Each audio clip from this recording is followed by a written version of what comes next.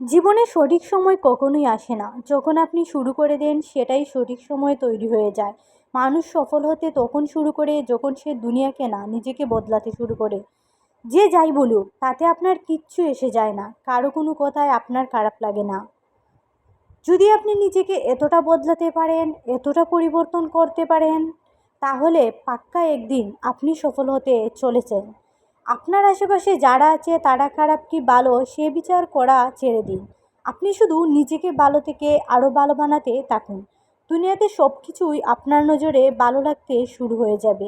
সারা পৃথিবীর সমস্ত বই পড়েও যতই আপনি জ্ঞান অর্জন করে নিন না কেন, তবুও আপনার মধ্যে জ্ঞানের কমতিই থেকে যাবে।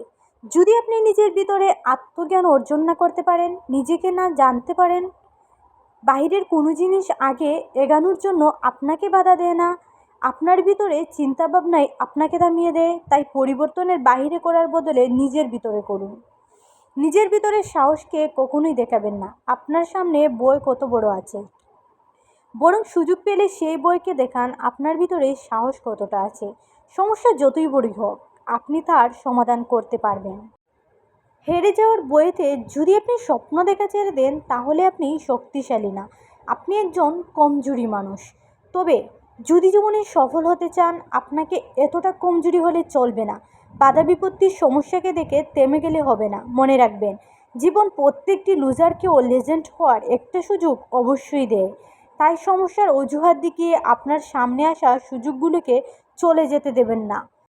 প্রত্যেকবার হয়তো আপনি সফল হতে পারবেন না, প্রত্যেকটি সুযোগকেই হয়তো কাজে লাগাতে পারবেন না, কিন্তু চেষ্টা করতে থাকলে কোনো একটি সুযোগ আপনার জীবনকে সম্পূর্ণ পাল্টে দেবে, আপনার ভাগ্যের তালা খুলে দেবে। আপনার সমস্ত পরিশ্রমের মূল্য ওই একটা সুযোগই সার্থক হয়ে যাবে। কারোর কাছে হাত জোর করে প্রতিষ্ঠা পাওয়ার বদলে নিজের দাম নিজের পায়ে দাঁড়িয়ে কিছু প্রতিষ্ঠা করে দেখান। মানুষ আপনাকে সালাম টুকবে, আপনার হিম্মতের তারিফ করবে। যদি আপনি লেখক হন, তাহলে বাংলা কলম দিয়েও আপনি আপনার ভাগ্য লিখে ফেলবেন।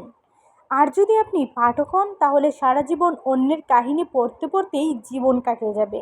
আপনার কাহিনীটি কোথায়ও কোনো জায়গায় লেখা হবে না। কেন চেষ্টা করছেন অন্যের মতো, যখন আপনার মতো পৃথিবীতে দ্বিতীয় আর কেউ নেই?